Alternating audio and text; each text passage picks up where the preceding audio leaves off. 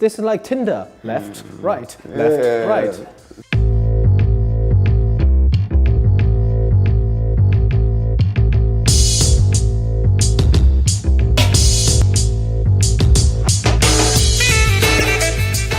How brutal can I be? I think it's good that this building is here. Not necessarily because I think it's very beautiful. I don't think it's particularly ugly. But I think the fact that it generates discussion is incredibly healthy.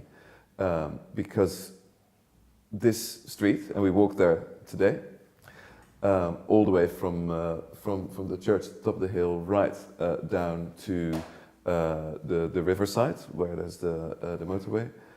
That street exemplifies, I think, a lot to me about both the beauty of Kiev and the risks that Kiev has, right? So, extraordinary number of beautiful old buildings. I think at least 50% of them in a serious state of disrepair. And then you have the refurbishment and all the pastiche around it, right? But I feel that a lot of these pastiche buildings are there to kind of lull you to sleep. They pretend they're old, or they half pretend they're old, but definitely they're there to be comfortable, they're there to be pretty, they're there not to offend, they're there to be consumed, right? And in the middle of that combination of abandonment and new real estate development, you get something like this. And it jars, right? It doesn't feel comfortable. It feels like maybe it's like a punch in the gut. But it gets people talking. It gets people talking about what's right in the city and what's wrong in the city. And I think that process, the debate, is much more relevant than what this building looks like. The main problem for me is actually the quality of the construction. Quality of the construction is really poor. I mean, how the buildings deal with the rainwater, the quality of the bricklaying, the quality of the windows, and those pains me, right? So this building, style aside, I looked at the corners. I don't think it's built very well. I don't disagree with any of that, right? But I think there's something more fundamental at stake in these discussions, which is we seem to have arrived at a point in time where aesthetic judgment is seen to be as important as moral judgment, right? We seem to think that as long as something looks neat and pretty and pleasing, that therefore it is good, right? So if we think that aesthetics are the highest values to aspire to in life, we're on the wrong track.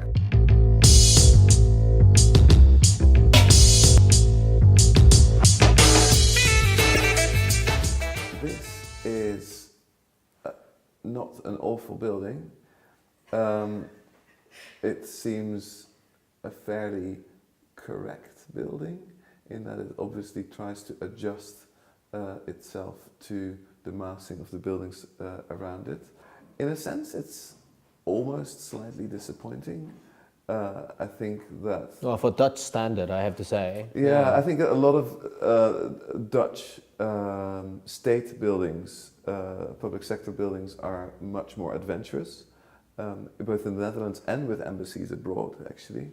Most of the buildings that we occupy is background buildings.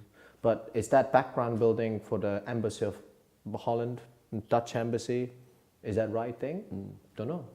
That's the question, isn't it? Does that represent Dutchness to you? Obviously not. Well, you know. Well, I mean, you're the Dutch person. As long as you're happy, I should be happy, right? You know, there's one thing. There's one thing that I do like about it, which is that it is fairly low threshold. It doesn't scream at you, we're a Western European embassy, we're miles removed from you guys.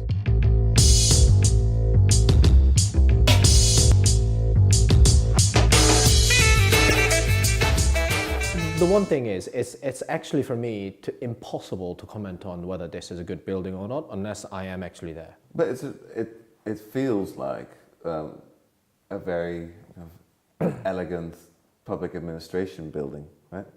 Yeah, no, I agree. Yeah. I guess if in the old days anyone could have walked into this building and bought a ticket, right?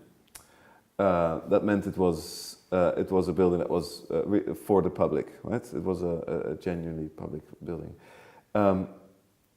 If it's sitting there unused, obviously no one benefits from it.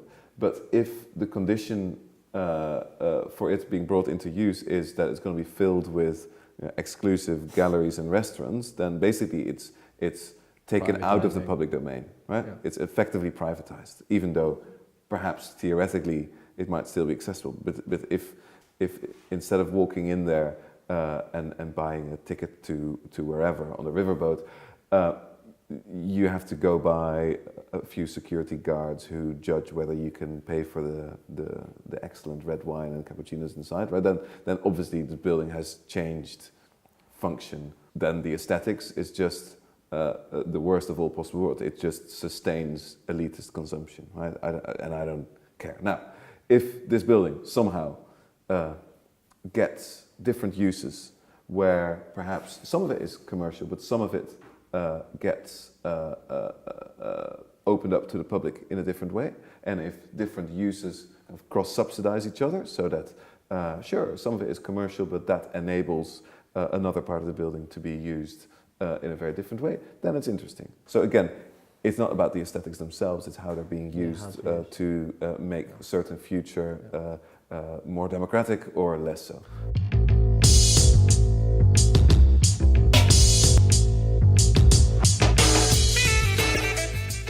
Again, if no one's using it, what's wrong with the bar? If a bar makes it, again, more public, then that might be fine. I mean, I'm curious to hear about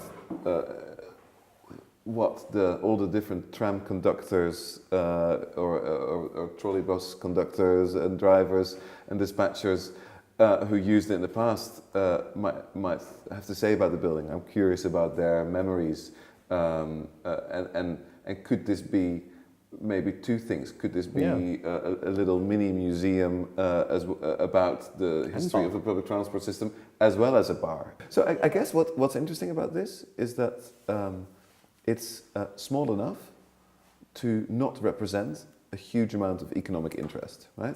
Because it's not a big building, right? So even if you rented it out to something commercial, you wouldn't gain an enormous income, and I guess that's a good thing, right? And that puts it in an interesting in-between zone that actually the city could probably quite well afford to open it up for something relatively experimental. Yeah. Take the risk on this.